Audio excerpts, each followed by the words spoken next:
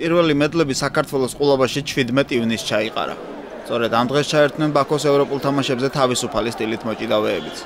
პირველივე დღეს 4 წონითი კატეგორიიდან რევაზ მინდორაშვილი შეგირდების 3-ის ნახევარფინალში გავიდნენ.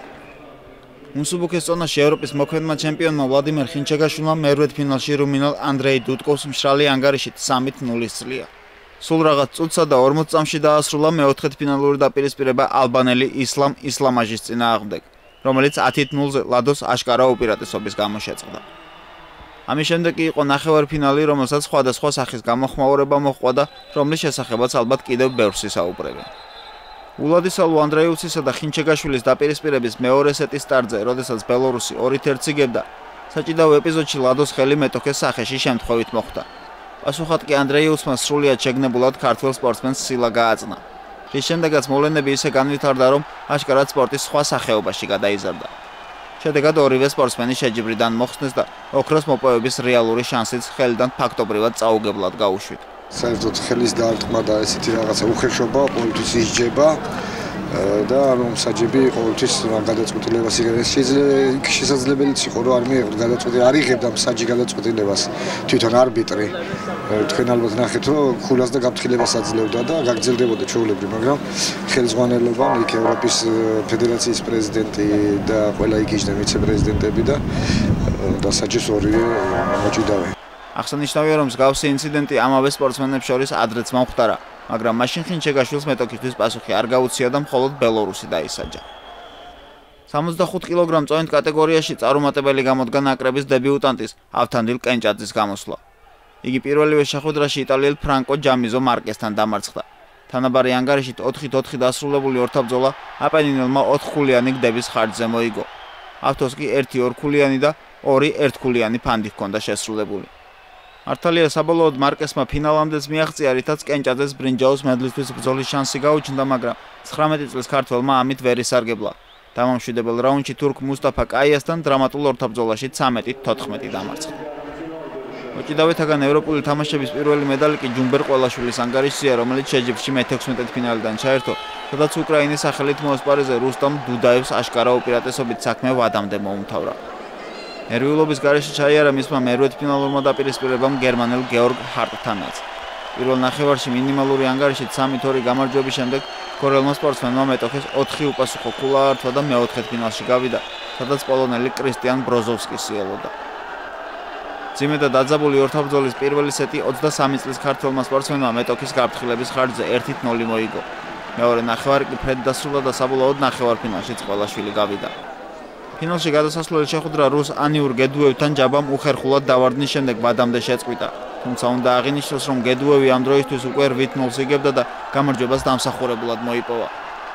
მედლისთვის ბრძოლაში ყველაშვილის მეტოქე მსოფლიოს ჩემპიონატების ორგზის პრიზიორი ბელორუსი ალი შაბანაუ იყო, რომელსაც პირველ ნახევარში 6-3 აჯობა. მეორეში კი 0-2 დამარცხდა, თუმცა საბოლოო გამარჯვებისა და კვარცხლბოქსზე ასვლისთვის ესეც საკმარისი აღმოჩნდა. რაც შეეხება ვერცხლის მედალს, იგი 97 კილოგრამ წონით კატეგორიაში მოასპარეზე ელიზბარ ოდიკაძის ანგარიშზეა, რომელმაც მერვედ ფინალში ლიტველი მანდუგას რუმბიტასის 3 წუთსა და 24 წამში ძლევით დაიწყო. მეოთხედ ფინალში ოდიკაძის მეტოქე სლოვაკი იოზეფ იალოვარი იყო, რომელსაც საწყის 3 წუთეულში 6-2 სძლია. მეორე ნახევარი კი მოჭიდავეებმა უქულოდ დაასრულეს. ნახევარფინალში 26 წლის თბილისელ სპორტსმენს ლონდონის ოლიმპიური თამაშების ფინალისტი, სოფლიოსა და ევროპის ჩემპიონი უკრაინელი ვალერი ანდრეიცევი შეხვდა და ტიტულოვან მეტოქესთან გამართული ბრძოლაც მძიმე გამოდგა. პირველ პერიოდში უკრაინელმა 2 გაფრთხილების ხარჯზე 2-0 მოიგო. შეხვედრის დასრულებამდე ოდიკაძემ ანგარიში 2 ხულიანი გდებით გაათანაბრა, მაგრამ მალევე კიდევ ერთი გაფრთხილება მიიღო, თუმცა საფინალო სირენამდე 5 წამით ადრე მოწინააღმდეგე ჩოქმჯენში გადაიყვანა და ფინალში ასპარეზობის უფლებაც მოიპოვა. გადამწყვეტ შეხვედრაში ქართველ მოჭიდავის მეტოქე კიდევ ერთი ტიტულოვანი სპორტსმენი, ევროპის სამგზისა და მსოფლიოს ჩემპიონი აზერბაიჯანელი ხეთაკ გაზიუმოვი იყო. მასპინძელთა ნაკრების ლიდერმა ოდიკაძეს ორივე პერიოდი თითო ქულიანი სხვაობით 1-0 და 2-1 მოუგო და საკუთარ ტიტულებს კიდევ ერთი შემატა. ელიზბარი კი ვერცხლის медаლს დასჯერდა. მეორე დღეს ჰეიდარ ალიევის სახელობის დარბაზში ჩემპიონები დარჩენილ 4 წონით კატეგორიაში გამოვიდნენ და მინდორაშვილის გაწვრთნილებმა 4-ვეში მედლისთვის იჭიდავეს. ქართველთა მონაგარს კიდევ ერთი ვერცხლის медаლი შემატა 61 კილოგრამ წონით კატეგორიაში მოასპარეზე ბექა ლომთაძე. ქუთაისელმა სპორტსმენმა მერვედფინალში უკრაინელი ვასილი შუპტარი პირველივე სეტში 12-1 დაამარცხა. შემდეგ ეტაპზე დაძაბულ ბრძოლაში 10-8 ძლია რუმინელ ივან გუიდეას. მარტივად დროის ამოწურვამდე მოუგო ბულგარელ ვლადისლავ ველიკოვს. გადამწყვეტ შეხვედრაში კი რუს ალექსანდრ ბოგომოევს დაუპირისპირდა. დაძაბული ფინალის პირველი პერიოდი ფრედ 6-6 დასრულდა და მეტოქეებმა თითო 4-ქულიანი და 2-ქულიანი გდებები გაცვალეს. მეორე ნახევარში კი ბოგომოევი ისევ 4 ქულით დაწინაურდა, მაგრამ შეხვედრის დასრულებამდე 18 წამით ადრე ლომთაძემ გდება შეასრულა, რომელიც მსაჯებმა 2 ქულით შეაფასეს. ქართველმა სპორტსმენმა და სამწვრთნელო შტაბმა არბიტრთა გადაწყვეტილება გააპროტესტეს, რასაც სამწუხაროდ უარყოფითი შედეგი მოჰყვა. იმავე ფანჯზე 2 ქულა რუსსაც დაუწერეს. ერთი საჯარიმო ქულა დაუკმაყოფილებელი პროტესტისთვისაც დაუმატეს და საბოლოოდ შეხვედრაც ლომთაძის 8-13 მარცხით დასრულდა. დღის მეორე медали 86 კილოგრამში მოასპარეზე სანდრო ამინაშვილის ანგარიშზე იყო, რომელმაც მთელი ტურნირი პირველ შეხვედრაში რუმინელ გეორგიტა სტეფანთან მიღებული ტრამვის ფონზე ჩაატარა. აღნიშნული დაპირისპირება სანდრომ 8-0 მოიგო. ამის შემდეგ მერვედფინალში 8-1 ძლია უკრაინელ დმიტრო როჩნიაკს. ამას მოჰყვა 4-1 გამარჯვება სომხეთის წარმომადგენელ მუსა მურთაზალიევთან და ნახევარფინალურ ეტაპზე თანაბარ ბრძოლაში განცდილი 5-3 მარცხი მოლდოველ პიოტრ იანულოვთან.